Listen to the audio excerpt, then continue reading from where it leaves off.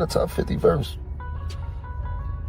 Not at all. No diplomats, no nobody else. Me, Jim Jones, check my track record, then check everybody else's track record. Then go to the billboards and check all my entries, then check all them entries. And like, if you want to go to the billboard entries, pull up Nas billboard entries, then pull up my billboard entries. Can we address one thing though? Go ahead. Jim Jones has 9 entries in the Billboard 200 with 3 top 10 albums and no number ones, while Nas has 27 entries, 16 top 10 albums, and 6 that have reached number 1 on the Billboard. Jim Jones actually chose mayhem when he woke up one day, beginning a feud with Pusha T, No Malice, and Nas, not just 1, not just 2, but 3 hip-hop heavyweights. He is now learning the hard way that some shots are simply not worth making. Because he believed he could throw out some innocuous thoughts and get away with it, the entire industry is watching him sink in slow motion. Instead, he set off one of the most calculated retorts the rap game has witnessed in a long time. Everyone became aware of what had just transpired at that point. He was more than just a dramatist. He might have even brought up footage all over a careless statement that Nas wasn't important. Casual shade turned into a poetic crossfire that spread to Paris Fashion Week, where Pharrell, Beyoncé, and Jay-Z watched in the front row as everything played out like a movie. And Jim Jones, right in the middle of the storm, the same person who claimed that Pusha's music had no significance for him, is now promoting Clipse's return. When Jim opened his mouth and said this, you could feel Harlem become silent. He did more than just shoot. He brought up Nas's entire history, saying it wasn't even noteworthy enough. Actually, the most absurd aspect is that Jim didn't say anything particularly outrageous that week. He didn't simply leave the remark and go on. No, he chuckled about it before continuing to double and triple down as if he were pleased with the smoke he had ignited. Alongside Shannon Sharpe, he performed at the Breakfast Club, Bag Fuel, and Nightcap, and appeared in live streams and street interviews as well, all of them repeating the same thing as if it were gospel. Jim attempted to dismiss the controversy at one point by saying he was only being truthful in his role as a fan. However, he elevated it to a new level with Bag Fuel. He claimed that he was the cause of Nas's recent viral success, entirely flipping the narrative. Jim claims that it had been years since anyone had discussed Nas in this way. Not since the days of Ether. He actually said, viral on camera at all ever. Never. He was very audacious with it. Here's the problem, though, that it's obvious that Jim had no idea who he was playing with. Nas doesn't engage in back and forth during interviews. He is the type that makes connections with billionaires, closes big deals, and builds empires in secret. Jim continued to speak. Nas remained silent and went to work. Jim was out here starting fictitious fires, while Nas was planning one of the iciest flexes hip-hop has ever witnessed. Just strong moves, no diss tracks or clapbacks. He nonchalantly flaunted a $5 billion Queens casino project in an Instagram commercial. An opportunity to invest in USDIT was more than just a commercial decision. Nas made it quite evident that he is far too wealthy for this type of back and forth. And perhaps everything would have subsided if Jim had simply played with that fire. However, Jim had to go farther. He came for Pusha T this time. He brought his name down by saying that Pusha wasn't even in the top 50. Malice was listening to what he hadn't anticipated. People are now genuinely curious as to whether Jim simply brought Clipse back together in a single careless take. Let's go back a bit, because Clipse wasn't created overnight. They had been hiding for almost 15 years. However, Pusha T had already begun sowing seeds behind the scenes. Pusha quietly hinted in Rolling Stone that he was attempting to get his brother back into the booth months before Jim even raised his voice. I'm like, yo, listen to what I just made, he remarked. Malice dismissed it, but we can actually accomplish this. It would be the Clipse if I had my way, Pusha continued. My brother has the final say in the matter. Jim may have just given them the ideal pretext to get back together. After the Clipse performed at Pharrell's Something in the Water festival in Virginia Beach in 2022, there were a lot of whispers that they might make a comeback. Clipse returned a few months later, this time at ComplexCon. Then came Chicago's Hyde Park Summerfest. When the brothers took the stage, they ripped through Lord Willin and Hell Hath No Fury and No Malice classics.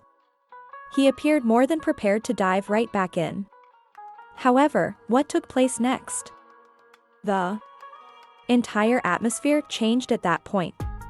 Clipse and Pharrell, who had recently assumed the role of creative director for LV's menswear collection, were seen walking hand in hand down the Louis Vuitton runway in Paris. Beyoncé and Jay-Z were in the front row, engrossed and feeling everything.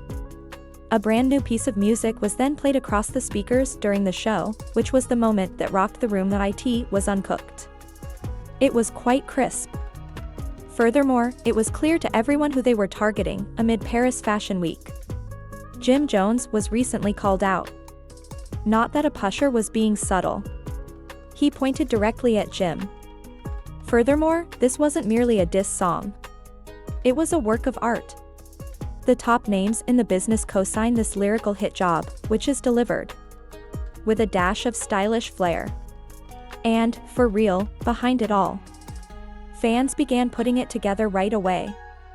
Was this Pharrell's covert retaliation? LV's own headquarters came up with a brilliant chess move to retaliate against Jim for years of deft remarks and disparaging remarks. Perhaps. Particularly considering that Jim has been out here promoting Drake as the GOAT in interviews, positioning himself on the other side of Push's most intense enmity. During that difficult sit-down, he made it quite apparent which team he was on. Suddenly, Clipse was back. Just a retaliatory song was released on one of the most famous stages in the world. No press run, no singles. Jim most likely believed he was just being slick, but Pusha and Malice weren't the same. His remarks served as fodder for the most chilly response strategy we've seen in a long time. Now, everyone wants to know if Jim unintentionally gave No Malice the most iconic rap return moment. Or did he simply write the obituary for his own career in the process, because the album hasn't even been released by Clipse yet? And the harm is already being done. Furthermore, we must overlook Pharrell, the unseen genius behind it all. He is family, not just their producer. He is credited with creating their sound and establishing their individuality right away. Not only did Jim disparage Pusha in interviews, but he also disregarded all that Clipse stood for when he dismissed Clipse, their catalog, and their legacy as irrelevant. However, no one anticipated how No Malice would react. Let's be honest.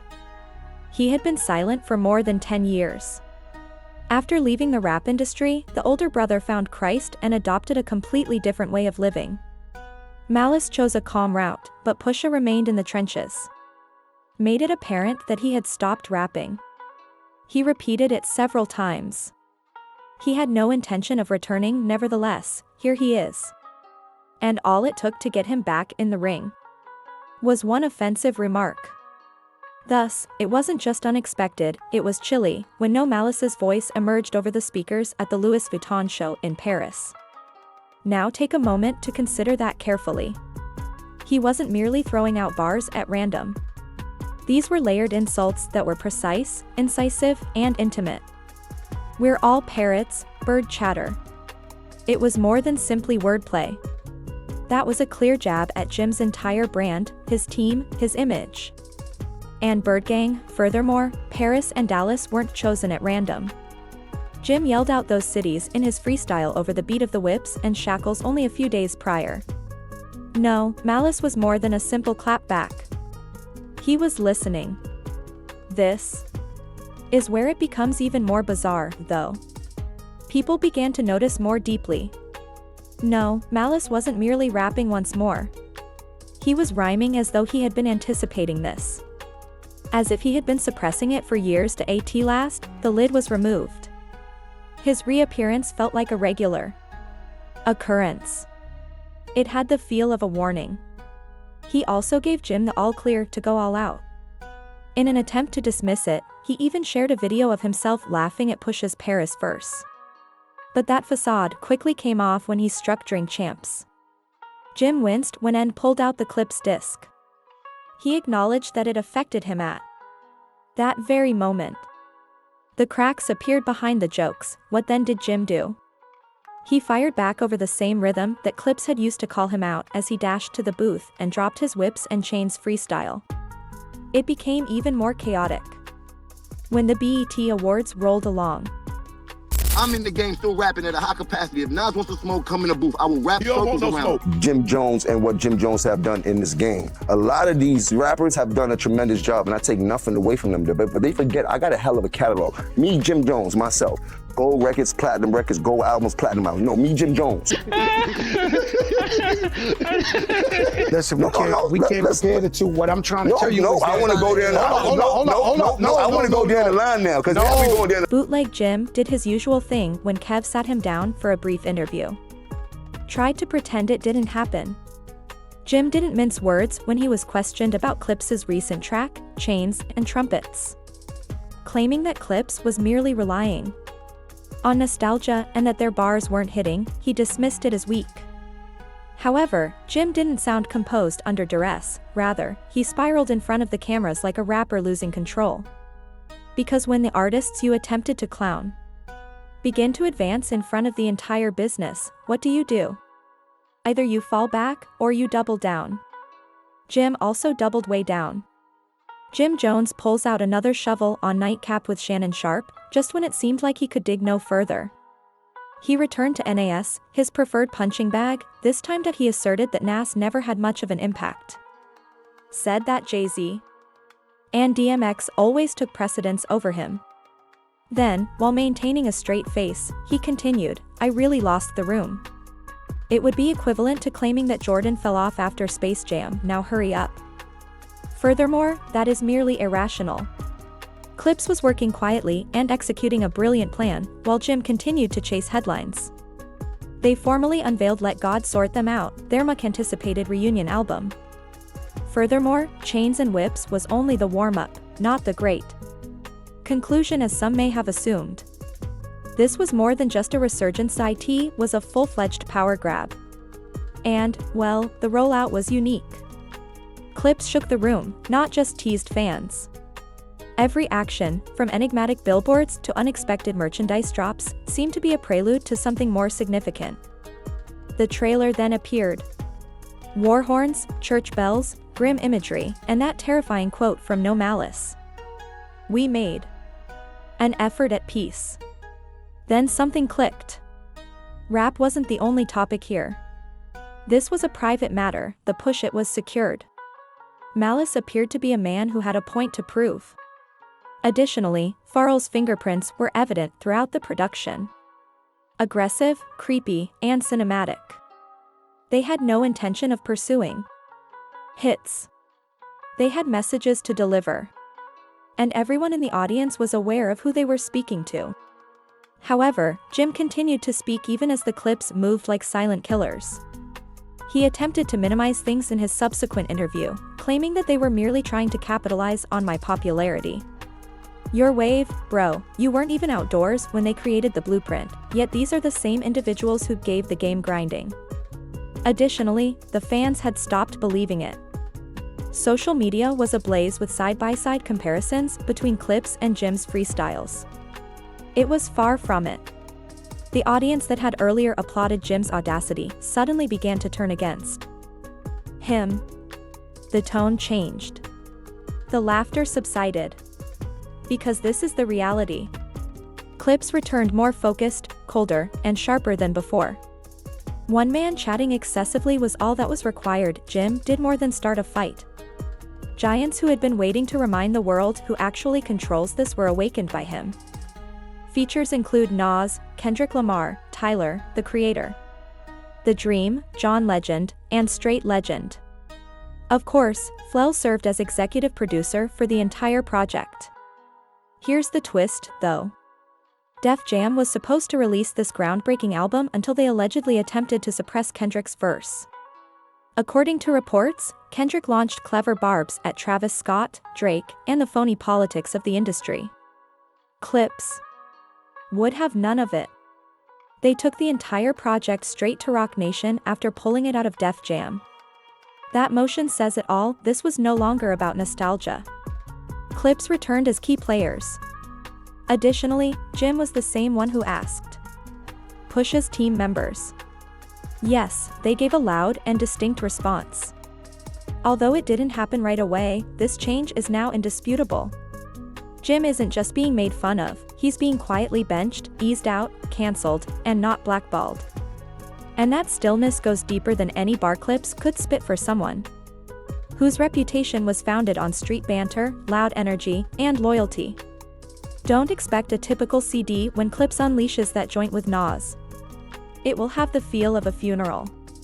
Jim can continue rapping, trolling, and acting like it's all jokes, but behind the scenes, important meetings are taking place, tours are being scheduled, videos are being made, and none of it bears his name. The true question now isn't whether Jim will reply, but rather whether anyone will be interested if he does. And he aspired to become viral, but now he stands alone, possibly cancelled out of hip-hop history. If you're enjoying the story, make sure to like, comment, subscribe, and share this video because the story isn't finished yet.